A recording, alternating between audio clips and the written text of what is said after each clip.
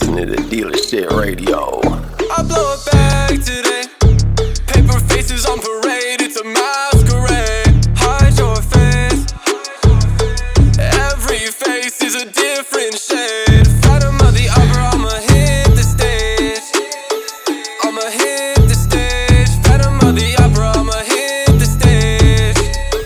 I'ma hit the stage. I'll turn my page before the flash goes off. Let me turn my face. You got turned away. You're next up, I prefer to wait.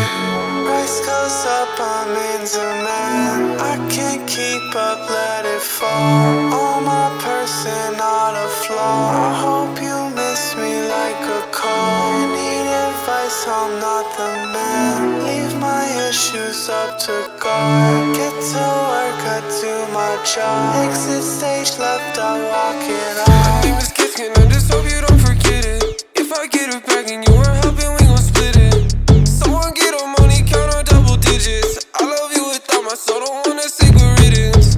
I wish I could end my existence.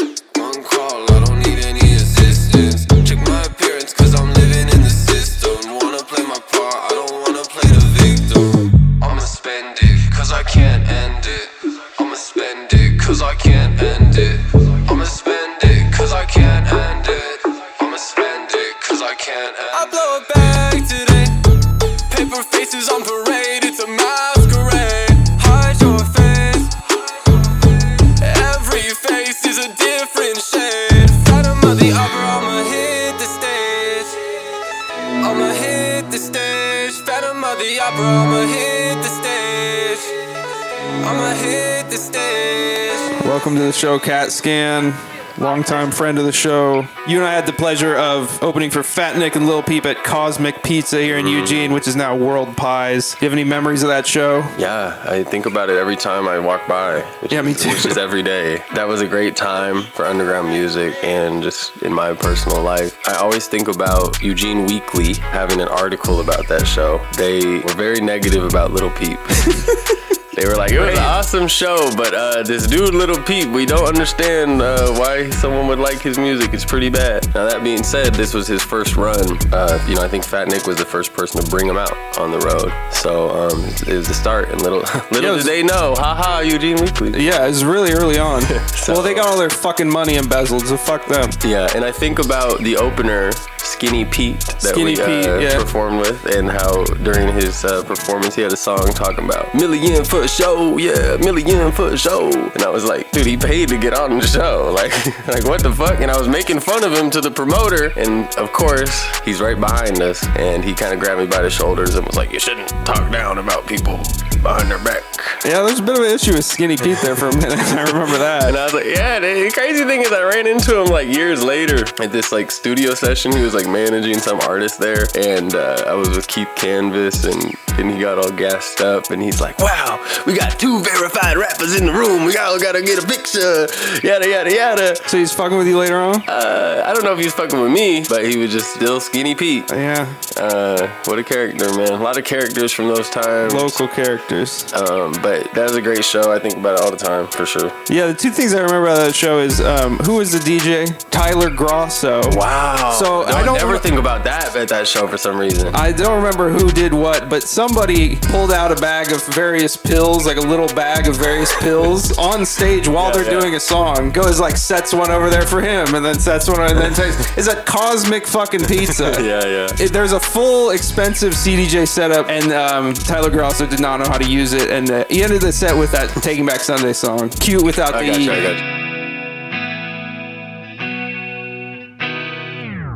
So the big headline story here is that back in the day, you had an altercation with xxxtentacion over a game of Super Smash Brothers for Wii U. Yeah, there was going to be a show at D Block. It was going to be Schema Posse. This is a skate park in Portland. Yeah, Lil Peep had just joined Schema Posse. He was kind of like the big attraction to the event. Unrelated, King Yosef had shown me the artist XXX. He didn't really have like traction or numbers or like following or anything, but he's like, I really want to work with this kid. So he had flew him out to make music, and Schema Ski Mask came with, and they had a manager as well. Now, the reason I came over there is because Yosef called me one day and said, hey man, you know, I haven't been telling anyone they're here because I don't want a bunch of fans, like, I want to meet them, I want to come over and bug them, but all they've done since they've been here is play Super Smash Bros. And you're really the only person I know that really is into Smash, so you want to come over and like play some Smash or something? And I was like, dope. So I came over and I go into the room. I'm pretty sure that this boy X was just playing by himself, like against the computer. And I was like, oh yeah, I want to play. But the thing is, he had a Wii U gamepad and all I had was a Wiimote. They didn't have no GameCube controllers. So I'm on a singular Wiimote. We do one-on-one and he's playing as Lucas. Odd choice in my opinion. I was surprised he was a Lucas player. But then all of a sudden he did like a, you know, a normal A attack. Like he didn't charge the smash attack. He just did like, you know, like an A input. And it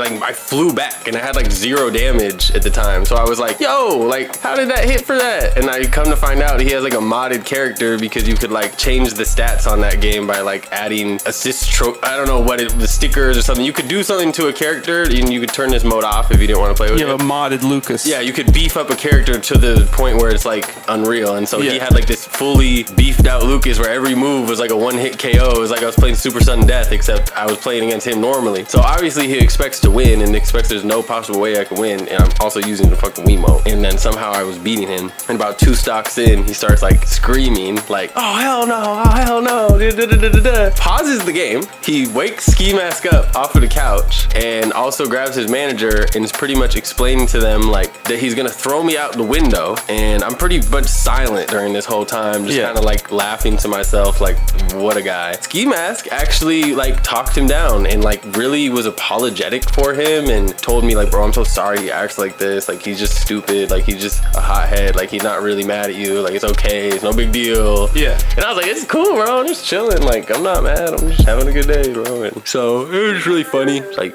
posted that night like, beat X and Smash, fucking yada yada. I think Ski Mask still follows me on Twitter, not that that means anything, but the times I would see him after that, which is only probably a handful of times, like 2 or 3 times, he remembered me. He'd be like, oh bro, you was the dude at Yosef's house, like yada yada, like remember we was playing Smash, you had the Wiimote? I'm like, shit, I'm glad you remember that, bro. I'm so glad you remember that. So again, it's just like a different time. I feel like artists are a little like less reachable now. I think management gets in the way for a lot of artist opportunities, you know. I tried to get an artist on the show we just did, and of course like they're in Seattle. They're in Seattle. It's not that far to go to Portland, and all of a sudden they want you to reach out to their manager. I make the offer, here, we'll give you $450. They're like, what about 500 and flights? Well, we don't need to fly you out, dude. Like they're in Seattle. Like I'm not flying out a fucking manager. Like I think that comes from you and me are from a DIY background. Exactly. And those people are like, you have managers, you have agents, and of course they ask for more money because that's what their job is and all that, and they just set themselves up with that. But it holds people back, you know. Yeah, oh, totally. And everyone wants to go like so industry so fast, and the industry people want to act underground, and the labels want to like facade the artists like they're like don't have this huge budget or team. And, they make it look like it's all DIY when it's not. That's my cutta, guys in the cut, That's my cutta, that's my cutta. We came from the number. Got this big buster, shot down a buster. Man, I feel like squat. I got this blade, but it's still bust one. Still up in that trap with all them rats, and I can't trust one. Tough love, all these rappers kept, they got a trust fund. But now my cutta. Yeah, that's my cutta, my cutta. I just wanna cut up. Yeah, that's my cutta. That's my cutta. That's my cutty, yeah. That's my cutta. That's my cutta. That's my brother. VIP and my cutta, that's my +1. Cutta, he want cut one up, he wanna crush one. You think that you getting started, I think that you done, son. Everything I do, man, I do it for my brother. My cutta, we came from the gutter. Cutta, we came from the number. Cutta, oh, that's my cutta. He said that your cutta, I think he undercover. But not my cutta. Yeah, that's my cutta, my cutta. I just wanna cut up. Yeah, that's my cutta. That's my cutta. That's my cutty, yeah. That's my cutta. That's my cutta. That's my brother. Girls in the cut. So there's this guy, Slavery. That's the guy's name. He's Australian, and he produced a bunch of your music. I remember one time he got us to do sigils. Yeah. What the fuck were the sigil goals, and did we achieve them?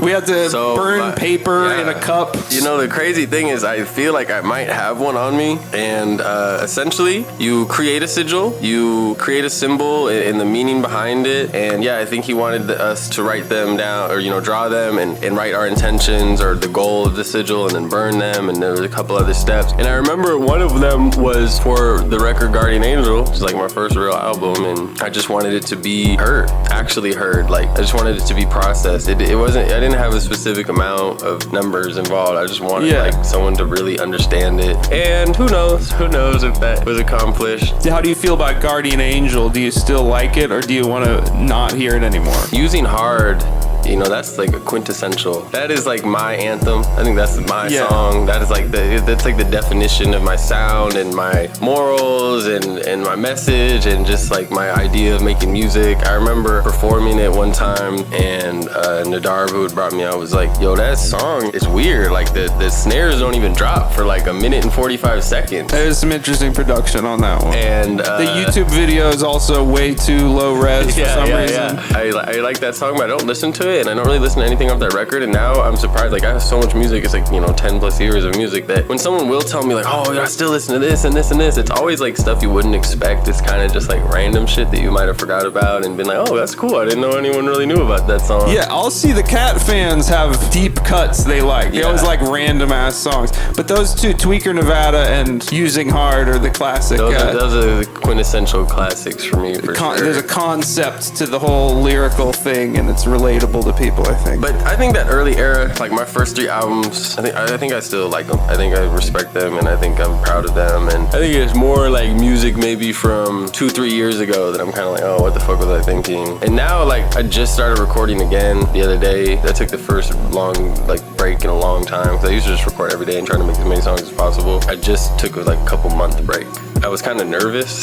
I was like, I don't know if I can make music anymore. And I just didn't really have the inspo. But then when you make something, then you're just kind of, oh yeah, I still got it. And I just feel like a little more free. Like, I usually have a vision of like, this is what I want to make, and now I don't have a vision, so I can just make anything. You know, I'm really inspired by all the new music that is innovative, and I just want to push the envelope the same way. And you're always updating the sound. You're more tapped in with random low view SoundCloud artists than anyone I know. You discovered Slayr, who's now coming up. You didn't discover him, but I was on him early. You've known a lot of people early on. You know, that's a topic that I've been getting passionate about lately in my life. I really want to do that. I really want to be an A&R. Yeah, I really want to. You want to represent young talent. Yeah, or just help them out. And I feel like there's people that have those opportunities to do that aren't really doing it the right way. And I do think that I'm at the forefront of anything that's going to reach success. And I'm one of the first people to tap in with those people. You know, like Dave Blunt. I remember I'm in Baltimore and I see Dave Blunt talking to the Sun. Is that what it's called? He posted a reel of it. He only had 300 followers. And I told Vinny and Kemet, this is going viral today. I know it don't have an engagement right now, but if it hits, it's going to go viral. Tomorrow, he's going to have a bunch of followers. He's going to start dropping a bunch. And the next day, he had 1,000 followers. The next day, he had 2,000. And now, look at him now. I'm a big Dave Blunt's fan. Yeah. Joriana, same thing. I seen one of her TikToks. She had 10 views on it. No, this is that's just luck on me discovering some of those artists. But I am tapped in where I'm always trying to find Well, I remember when you found his name was Swag Slayer 77 back then, and you showed me. It was look at this kid. He makes this music on his iPhone. Yeah. And I didn't really understand what the setup was exactly, and then I saw a video or live stream of him doing it, and he had one phone was GarageBand, the other phone was something else, and he was going back and forth punching in with auto-tune, and the songs came out great. It was just very melodically catchy. We'll play the song. Shout out to BandLab and everyone going hard on BandLab. As far as Swag Slayer, much respect to his success right now. It's really cool to see. I had a thing for kids that rap. Maddox, obviously, was cool. That was a moment, and I wish I would have hit him up earlier to make his music. I just didn't really think about it, but there was a a lot of artists at that time. Lozzy, who ended up reaching success a little bit later, and now I don't know why he isn't dropping, but his song Hotel was huge. But I made a song with Lozzy. That's the thing that people, like the general public looks at SoundCloud rappers and they go face tattoos, drugs, Lil Pump, da-da-da. But it's like, these are children and they're very talented and they're making shit with no help. Yeah. Like, these are the gems of musical artistry if you really care about that kind of thing. Yeah, exactly. And that's like, you know, still to this day, I'm always looking for like the youth that's trying. And obviously like Too Slimy. Too Slimy's an acquired taste. He's not really a hidden gem anymore, but you know, he's having his moment. But like, that's really cool to see. And I don't know much about Too Slimy, but I just looked at the No Jumper thumbnails and it said, Too Slimy talks working at 7-Eleven. Oh yeah. Too Slimy talks getting banned from Walmart. I didn't even know we really had a No Jumper. I gotta peep that. I've probably seen it, but I haven't watched it. But I'm a big fan for sure. Sorry, but I gotta be blunt. Yeah, I do not think I can run. Dripping on me is a flood. Wait, get in that gun for that hood. Honestly, I'm middle class. Wait, Benz in the whip going fast. Yeah, I'm going fast up on gas. Wait, I'm sorry, it was my word. Yeah, so I really did good. Sorry, my bad, I understood. Whoa, shorty gon' take her my kids. Whoa, shorty ain't everything good.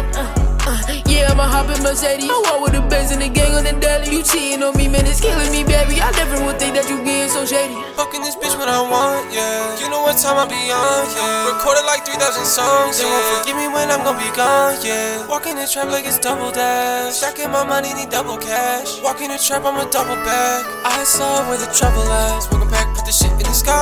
I'm the cat for my dogs and my guys. Life moves fast, don't act so surprised. Look me in my eyes, you can tell that I'm proud. My wrist make a blood pass. You did, man, we already did that. Lost all my money on cash. Walking the trap, you know I'm gon' rent it. All of this shit, man, it's driving me crazy. I do a 360, then do a 180. That bitch ain't crazy, that bitch my old lady. I gotta stand up, but I'm not on some shady. I'm up and I know that they hate me. I gotta be blunt and you all gotta pay. I can't deal with the fake, I can't deal with the front. I do the magic, turn on the sun. Sorry, but I gotta be blunt. Yeah, I do not think I can run. Dripping on me is a flood. Wait, get in that gun for that hood. Honestly, I'm middle class. Wait, Benz in the whip going fast. Yeah, I'm going fast up on gas. Wait, I'm sorry, it was my word. Yeah, so I really did good. Sorry, my bad, I understood. Whoa, shorty gon' take her my kids. Whoa, shorty ain't everything good. Yeah, I'ma hop in Mercedes. I walk with the Benz in the gang on the deli. You cheating on me, man, it's killing me, baby. I never would think that you being so shady. So you told me one time that when you're living in an apartment with shared laundry, there's pee and poo in every load. This changed my life, and I think about it every time I do laundry. It's a special circumstance because I'm a caregiver, direct support professional, so I do people's laundry that can't do it. You know, some people have less control than others. So, you know, I was putting poop and pee in the washer. I don't know if this is violating HIPAA. I just realized, like, if I'm putting poop and pee in the washer, someone else is putting poop and pee in the washer, right? Yeah, well, everyone's clothes are soiled in some way. Exactly. So it's one of those things you try not to think about. Yeah, and even just like your bedding, what people do in their bedding, they wash that in the same laundry we wash our clothes on. It's miraculous. It's miraculous that soap and things work. It's like a dishwasher. You know, my dishwasher has been having issues. You know, it's hard to self-repair because when it's on, you can't open it up. Yeah. You can't really see what's going on in there. You know, you can listen, but it's like, is it using clean water? Is it getting new water? Is it recycling old water that's dirty? Schrodinger's dishwater. When I think about it, like when I do open it up and get the dishes out, I'm looking at them, I'm trying to think, like, did these get cleaned? Like, are they nice? Do they smell good? Do they not? Even washing dishes by hand is pretty miraculous that like we can put all this dirt on a dish and just wash it off and then use it again. Yeah, the status of clean or dirty. Yeah. When you grow up, you realize like people have different standards. Some people just eat off a dirty fucking plate. That too. And the laundry, I look at it the exact same way. It's miraculous that you could put poop and pee in the washer and then it just comes out clean. Towels is the same way. Like if you clean up some really dirty stuff with the towel and then you clean it, it's clean again. People just use it, you know. But germs is a weird thing. We could roll the dice. The difference is I'm gon' play for keeps. I keep that a day so I get high till I can't see my feet. He was looking at her, but she was looking at me. Never know who on your side, so look both ways before you cross that street. I saw all it takes time to see the pain I see. No matter what, make sure my brother got something to eat. I'm tryna see if there's a little shine left for me. Been broke more than 1 or 2 times, double jeopardy.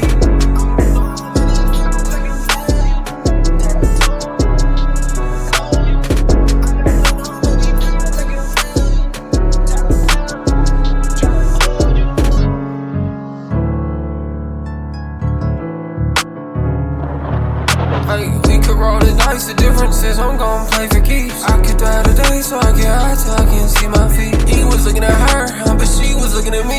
Never know who on your side, so look both ways before you cross that street. Okay, so you're a big wrestling fan, obviously. Do you think you can cut a promo, perhaps on Yeat? Yeat! I remember when you was in Maxx Bett's fucking garage studio. I remember when you got that deal with Stream Cut and they told you couldn't wear beanies no more and you had to tattoo your face. I remember you and your friends in the studio, you was crying. You was saying, what am I gonna do? I can't wear a damn beanie no more. They only give me $2,000 a month. Well, look at you now. Is that true? He's contractually obligated not to wear a beanie and must wear threaded masks at all times? At the time, this is before his, the turban. This is before the turban era, right? So the beginning, and this is before he even has a project or whatever, you know? He gets this little distribution deal. They're giving him 2 bands a month. They're gonna own 100% of his project that he's gonna drop through them and maybe a couple other singles. But yeah, I think it was more something they were recommending. They're kind of like, hey, you always wear a beanie. It's kind of not cool. Switch it up.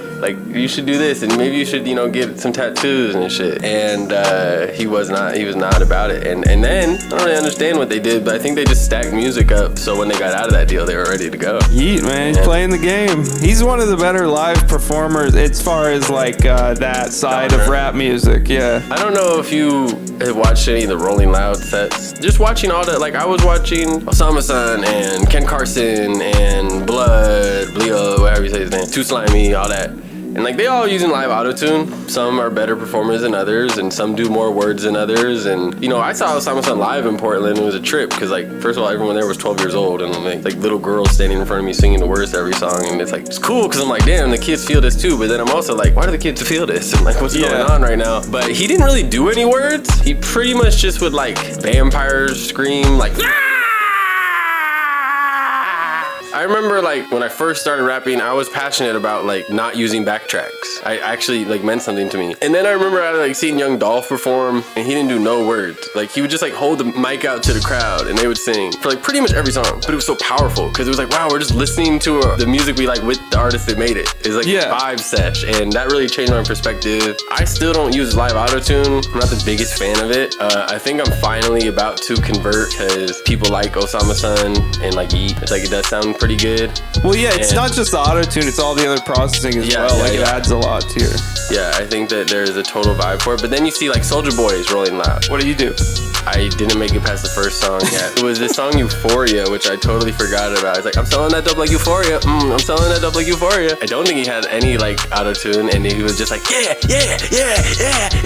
But it was just especially the way they mixed the sets for the videos. The vocals are so loud you can barely hear the song. Yeah. So it was just my girl was if I paid for this and was there, I'd be fucking pissed. Go back to the Lil Peep show. That was a big eye-opening experience for me with you hear the legend of the Lil Peep doing 10 to 12 layers of every vocal in GarageBand, but to hear it coming out of the PA, I don't know. I remember it being this life-changing moment where I was it makes sense to me now. The thickness of the layered vocals and how it's I don't know, it almost has a rock quality to it. Yeah, and that's something that's so interesting about all this music that's pushing the boundaries is no one's listening to it on speakers that you would have at a show. Well, yeah, this was when we first met, I was obsessed with everything's got to be clean, everything's got to sound good. That was the very beginning of Bluetooth speakers. Once that whole kind of Bluetooth speaker culture took over, it really opened my eyes to sound quality. I remember there's a Lil B video where he's in a shitty car, and I'm oh, it sounds like when you turn the speakers up in a shitty car, and that put it into focus. And then just a few months ago, I was at your house, you listened to Osama-san on the TV speakers. Oh, yeah. I was you should get a sound bar, and he's no, I like it on the TV speakers. I like the TV speakers for everything, yeah. That whole sound quality and listening environment thing is such a quintessential part of how new rap music sounds. It's just me and you, what we finna do. I'm a one-man band, counting bands, that's what I do. Come and shake some ass like a fan, just keep it cool. Fuck on OnlyFans, I got OnlyFans too. Riding with some bands, too much bands can't fit my pants. Bands in my hands, bands dance, it's raining bands. Let me hit my stance, bands dance a band, man. They don't understand, nah, they don't understand. Yeah, I'm rocking, I'm rolling, I'm having it stolen. I know that this shit is a risk, yeah. I'm sucking the tone, I'm walking with it on my hip until I'm big, yeah. Cooking and juggling, finessing, getting fronted, anything to help me live, yeah. locked in a box, I'ma sit on my hands and I'll tell what I did, yeah. Tell what I did, yeah. Tell what I did, yeah. Tell what I did, yeah. Walking and smoking the crib, yeah. Count my money is big, yeah. I count my money is big, yeah. It's just how we live, yeah, yeah. It's just how we live, yeah. Riding with some bands, too much bands can't fit my pants. Bands in my hands, bands dance, it's raining bands. Let me hit my stance, bands dance the band, man. They don't understand, nah, they don't understand. It's just me and you, what we finna do. I'm a one-man band, counting bands, that's what I do. Come and shake some ass like a fan, just keep it cool. Fuck on OnlyFans, I got OnlyFans too.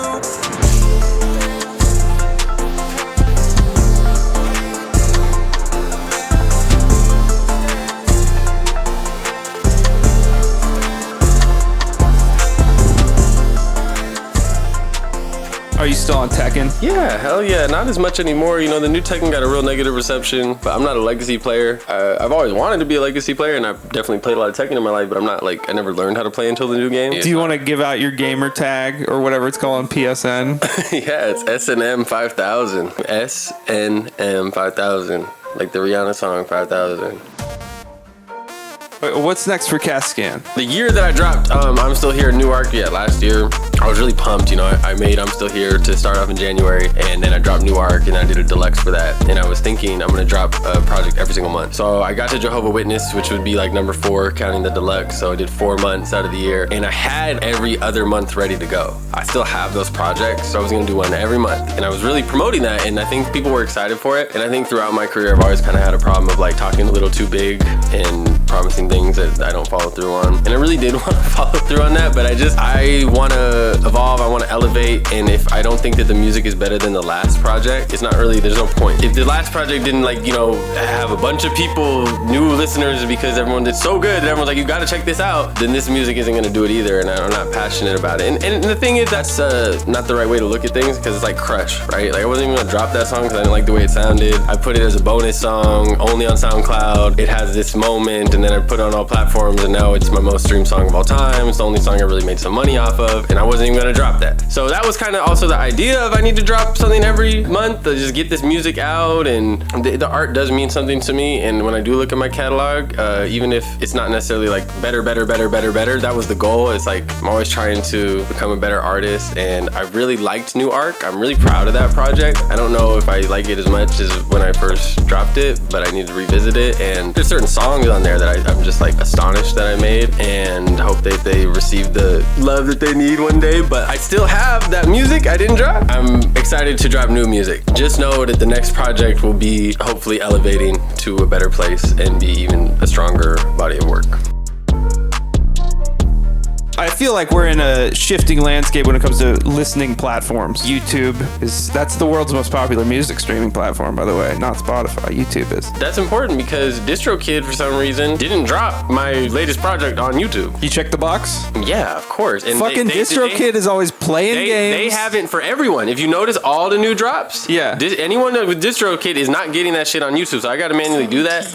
I'm about to cut a fucking promo on DistroKid because they've always been playing games. I'm just generally anti that kind of music distribution, but back in the day they just gave me a bunch of trouble. I was trying to upload music with remixes and like special characters in the title and picture of a cassette tape as the album artwork, and all these things were not allowed. But then you'd go over, you'd see System of a Down steal this album and Yeezus and these. That's a picture of a physical media product, and they're allowed to do it. And now I think all the rules are just gone as far as that type of like naming conventions and all that stuff. But if you look up DistroKid Horror Story, there's all kinds of bad, because if you have a problem, you can't get to a person. Yeah, you know, and they're taking your money. You know the golden rule, right? What is it? People with the gold make up all the rules. So that's how this music shit goes. It's like my record. I purposefully censored the nudity out of the cover. Right. And of course, it didn't go through, and I had to make a new one. And no nudity allowed on the. Yeah, no nudity, but it was censored. But not enough. So there was a little delay on that. But again, I bet you someone with some money could drop some nudity on their cover. You know, I looked up like all covers with nudity on it. This is a decent amount. It is a rule on the stores, you know, that you probably shouldn't, or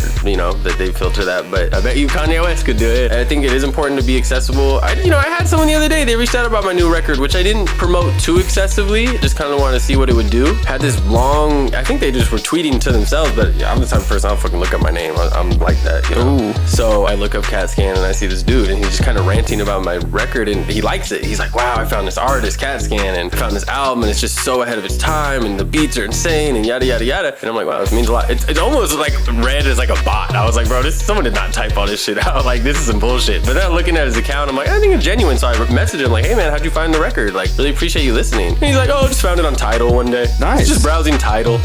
Wow. And I'm thinking like, Tidal pays the best. Yeah. So I was like, wow, you never know. You know what I'm saying? Yeah. You never know where people are, and it's important to be on everything. SoundCloud stopped paying me randomly a couple years ago, and I just can't figure out how to get paid again. And it's like Crush. I never really got paid for Crush on SoundCloud, which has 200,000 plays, whatever, on there. I would like that money. It would be like 2 bands probably or something. Like, Well, let's rattle off all the unsung heroes, the producers of the SoundCloud world that we want to thank. Maxx, Bett, redpriest. Yeah. And just the whole camp at Never Good Records and all the new artists that they're locking in with, like A88, Met Last, Kira. If you're associated with Never Good Records, you're in a great lane. And you look at someone like OK, Prod by OK, We Gon' Be OK, who has produced, my favorite Osama Sun songs, my favorite Netspend songs, my favorite Fink Meek songs. He just was on tour doing some DJ sets, and you know who he linked with in Australia? Who? Never Good Records. And I don't even really understand how that came to be, but it was such a joy to see. I know that they made some beats. Who those are gonna be for is top secret, but I think that shows like the status of them boys, like the hottest producer in the game, that's who they link with. And a good story for the radio out there in Australia, this boy Slavery told OK, before you go on, you gotta say, what's up, cunts? Before you start the set. And do a shoey. apparently he did, and the crowd went nuts. So I was like, all right, good story. Gotta shout out Nadarb too. He's a big inspo to me early in the beginning of this type of music, and I think he's still innovating, and he just produced a song for Acid Soulja and Zilla, or a whole tape for them, which is cool to see him kind of get back on his grind. I know he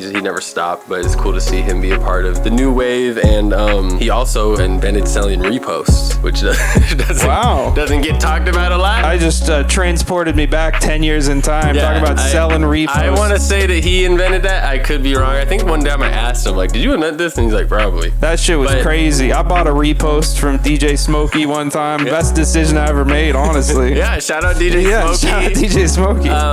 And shout out the new and the old producers. Now there's so many kids that are just going so hard, and they're all unsung heroes. And shout out to the engineers too. Yeah. Shout out to all the engineers and just anyone behind the scenes, and shout out to the people that do it themselves too. We're gonna be 50 years old selling reposts, selling opens. Yeah, for sure. It's the move. All right, well, thank you for doing this. I'm gonna chop it up. Is there a song you want to end with? Yeah, I'm gonna send you some stuff. Okay, cool. Send you something to play. What vibes you want? I want it to match the show. Just like pleasant, melodic. Okay. Yeah. So what we talking about? Pick them up just to chop them down. Say you ready now, so just bring them out. I'ma put my pain inside the song and sing it out. Put them in the news you can read about it. Don't say you better just be about it. Didn't think you get stand, now you bleeding out. Just keep telling me, keep it down. Didn't think that it was real, but I can see it now. I'm not trying to lose the war, I'm trying to keep